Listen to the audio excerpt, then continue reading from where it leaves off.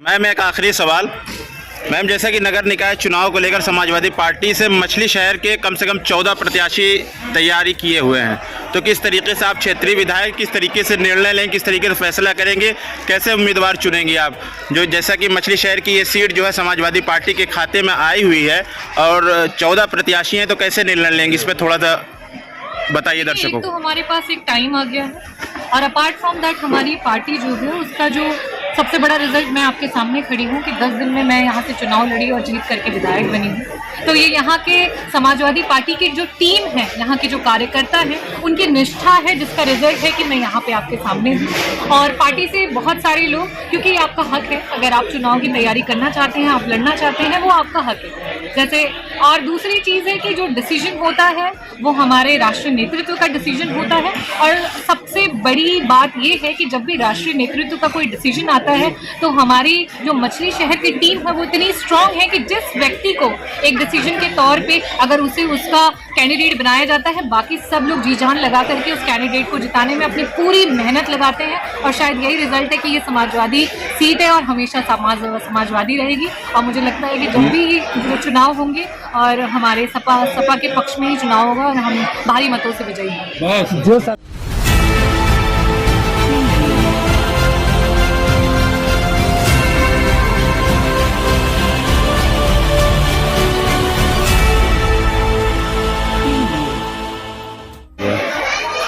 मछली शहर विधानसभा में कंबल वितरण का कार्यक्रम जो है वो ऑर्गेनाइज किया गया है डिफरेंट जगह पे। जो भी हमारे प्रतिनिधि हैं, प्रतिनिधि मंडल के साथ डिस्कशन चला है और सब लोगों से बात हुई है, चाहे वो प्रधान हों, चाहे हमारे चेयरमैन हों, चाहे पूर्व जो भी हों, साथ में जो भी लोग कैंडिडेट भी हैं जिन्होंने अप्लाई किया था, सब लोगों से बातचीत हुई है। और सबसे सलाह मशवरा होने के बाद ये हुआ कि सब लोग अपने स्तर पर जो भी मदद कर पाएंगे जनता की मदद करेंगे। साथ ही साथ मैं भी अपने स्तर पर जितना योगदान हो रहा है उसमें करके और हम उन लोगों की मदद करना चाह रहे हैं। भीषण सर्दी में किस तरीके से थोड़ी सी गर्माहट हमारी जनता तक पहुँचाई जाए, इसकी छोटी सी कोशिश। जो आपने 1,84,00,000 रुपए जो है यहाँ सरकारी अस्पताल में दिया है आँख का अस्पताल खोलने के लिए, उसमें कौन सी टेक्नोलॉजी ऐसी आएगी जो है आने वाले भविष्य में, इसके बारे में बताइए आप। ये बेसिकली अभी तक पूरे पूर्वांचल में कहीं पे भी गवर्नमेंट फैसिलिटी नहीं है जो बिना टाके के आंखों के मोतियाबिंद का ऑपरेशन कर सके। तो यहाँ पे बिना टाके के आपकी सर्जरी की जाएगी जिसको हम फेको कहते हैं, फेको एमल्सिफिकेशन सर्जरी, जिसमें जो लेंस होता है उसको गला के उसमें से निकाल लेते हैं और बिना टाके के ऑपरेशन होता है। और करीब मुझे लगता है कि दूसरे दिन से वो सूखना शुरू हो जाता है और एक हफ्ते में इंसान जो है बिल्कुल स्वस्थ होना करता है। और साथ ही साथ जितने भी ट्रॉमा के केसेस होते हैं, जैसे कि ग्रामीण अंचल है, यहाँ पे कई बार होता है कि लाइन चूना की वजह से आँख में जो होता है अगर वो गिर जाता है तो आँख 24 घंटे के अंदर ही उससे पूरी तरीके से नष्ट हो जाती है। बहुत सारी चीज़ें हैं जैसे आँखों में कट या कोई भी ऐसी परेशानी हुई तो उसके लिए भी बहुत अच्छे यहाँ पे फैसिलिटीज़ नहीं अवेलेबल है। तो यहाँ पे हमने प्लान किया एक मेजर और एक माइनर ओटी के फॉर्म में हम सिस्टम को रखेंगे। मेजर ओटी जो रहेगी वहाँ पे हम कैटरेक्ट सर्जरी और जो भी प्लान सर्जरीज होंगी जो भी यहाँ पे हमारे हद तक में पॉसिबल होंगी वो की जाएंगी।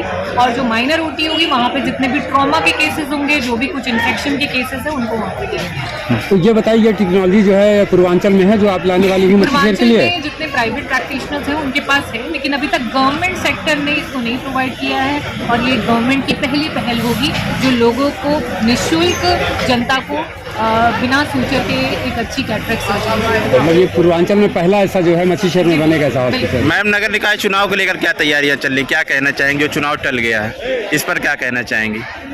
नगर निकाय चुनाव के लिए मैं ये बोलना चाहूँगी कि जनता जो है उनके सामने सरकार का चेहरा पूरा क्लियर और स्पष्ट आ चुका है कि वो किस तरीके से आरक्षण विरोधी सरकार है, जनता विरोधी सरकार है, दलित विरोधी सरकार है और साथ ही साथ पिछड़ा वर्ग विरोधी सरकार है। इन्हें ऑलरेडी पता था कि इन्हें 2022 के दिसंबर तक चुनाव करने हैं, उसके बावजूद भी इन्होंने इस तरीके की चीज़ें की, इस तरीके के समीकरण रखे जिसमें इन्होंने संविधान के खिलाफ जाकर के आरक्षण को मद्देनजर ना रखते हुए सीट्स का जो है डिस्ट्रीब्यूशन किया, जिसपे हमारे माननीय राष्ट्रीय अध्यक्ष अखिलेश यादव जी ने और हमारी पार्टी ने जब इस पर आपत्ति उठाई उसके बाद इन्होंने इसको कोर्ट की बात कहते हुए इसको आगे तक फिर बढ़ाया और कहते हैं कि ये इस पर देखेंगे और अब उस चीज़ पे ये नज़र डालेंगे। तो इनकी पहले से ही गलत मंशा थी और जब ये लोगों के सामने आई तो उसके बाद वो अलग अलग तरीके की बातें कर रहे हैं और मुझे लगता है कि अब ये चुनाव टल गए हैं, अब we are waiting for the result of पूरे विधानसभा में जो पानी की टंकी अभी मिल रही है, ये कब तक इसका जो है चालू हो जाएगा ये काम? देखिए, सदन में हमारे जो विपक्ष के एमएलएज हैं, उन्होंने कई बार ये बात जो है सदन में उठाई है और उन्होंने पूछा है कि आप ये टंकी जो है वो कब तक लगवा देंगे, लोगों के घर जो है हर घर नल वाली सुविधा कब तक हो जाएगी। तो उसमें उन्होंने वही चुनावी जो दाव पेच खेलते हैं और कहते हैं कि 24 को, क्योंकि 24 में चुनाव है तो उन्होंने 24 तक का समय मांगा है ताकि जनता जो है वो भी चुप हो जाए। और साथ ही साथ हमने ये भी पूछा कि अगर आप तब जब तक ये पानी की टंकी नहीं दे पा रहे हैं, वैकल्पिक रूप से आप जनता को किस तरीके से इससे निजात दिलाएंगे। तो उसके लिए इन्होंने कहा है कि हमने डिफरेंट जगह पे इंस्पेक्शन करा रखे हैं और सफिशिएंट अमाउंट में पानी की अवेलेबिलिटी है, जो कि खासकर बिल्कुल ही गलत है। लेकिन अब आप समझ चुके हैं कि जनता भी जान चुकी है इनका असली चेहरा क्या है। ये जनता विरोधी सरकार है और जनता इनको अब जवाब देगी। मैम, एक आखिरी सवाल। मैम, जैसा कि नगर निकाय चुनाव को लेकर समाजवादी पार्टी से मछली शहर के कम से कम 14 प्रत्याशी तैयारी किए हुए हैं, तो किस तरीके से आप क्षेत्रीय विधायक किस तरीके से निर्णय लेंगे, किस तरीके से फैसला करेंगे, कैसे उम्मीदवार चुनेंगे आप?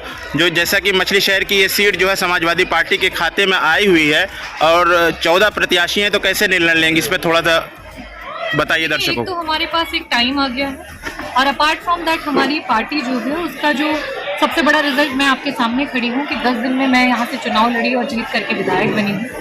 तो ये यहाँ के समाजवादी पार्टी की जो टीम है, यहाँ के जो कार्यकर्ता हैं, उनकी निष्ठा है जिसका रिजल्ट है कि मैं यहाँ पे आपके सामने हूँ। और पार्टी से बहुत सारे लोग, क्योंकि आपका हक है, अगर आप चुनाव की तैयारी करना चाहते हैं, आप लड़ना चाहते हैं, वो आपका हक है। जैसे और दूसरी चीज़ है कि जो डिसीजन होता है वो हमारे राष्ट्रीय नेतृत्व का डिसीजन होता है। और सबसे बड़ी बात ये है कि जब भी राष्ट्रीय नेतृत्व का कोई डिसीजन आता है तो हमारी जो मछली शहर की टीम है वो इतनी स्ट्रांग है कि जिस व्यक्ति को एक डिसीजन के तौर पे अगर उसे उसका कैंडिडेट बनाया जाता है, बाकी सब लोग जी जान लगा करके उस कैंडिडेट को जिताने में अपनी पूरी मेहनत लगाते हैं। और शायद यही रिजल्ट है कि ये समाजवादी सीट है और हमेशा समाजवादी रहेगी। और मुझे लगता है कि जब भी जो चुनाव होंगे और हमारे सपा के पक्ष में ही चुनाव होगा और हम भारी मतों से विजयी होंगे। जो सरकार की योजनाएं चल रही हैं उसमें जो है जो कार्यक्रम होता है उसमें आपको निमंत्रण नहीं मिला, इसके लिए डीएम से जो है शिकायत भी की, इस पर आप क्या कहना चाहेंगे? ये सरकार की जो है क्या भेदभाव ये अपनाई जा रही है? ये मैं फिर से दोहराऊंगी कि ये जो सरकार है वो जनता विरोधी सरकार है, क्योंकि चाहे विधायक पक्ष का हो या विपक्ष का, उसे जनता चुनती है और जनता कभी विपक्ष में नहीं रहती। जनता हमेशा पक्ष की है। जनता की वजह से सत्ता है, जिस दिन जनता नहीं है उस दिन सत्ता नहीं है। तो जिस तरीके से इस समय जो शासन काम कर रही है, जिस तरीके से अधिकारी काम कर रहे हैं, जिस तरीके से पुलिस काम कर रही है, तो ये पूरा का पूरा सत्ता ओरिएंटेड काम हो रहा है। चाहे कहीं पे एफआईआर दर्ज कराना हो, वहाँ पे जब सत्ता पक्ष के सांसद और विधायक के फोन जाते हैं तो गलत तरीके से वहाँ पे पैरवी होती है। जो निर्दोष है उसे छोड़ दिया जाता है, एफआईआर नहीं दर्ज की जाती है। कहते हैं कि नो टॉलरेंस की सरकार है। और यहाँ सबसे ज्यादा, चाहे वो महिलाओं के साथ गलत काम हो, चाहे हमारे युवा पीढ़ी के साथ हो, चाहे समाजवादी पार्टी के कार्यकर्ता हो, आए दिन गलत केसों में फंसाया जा रहा है उन्हें।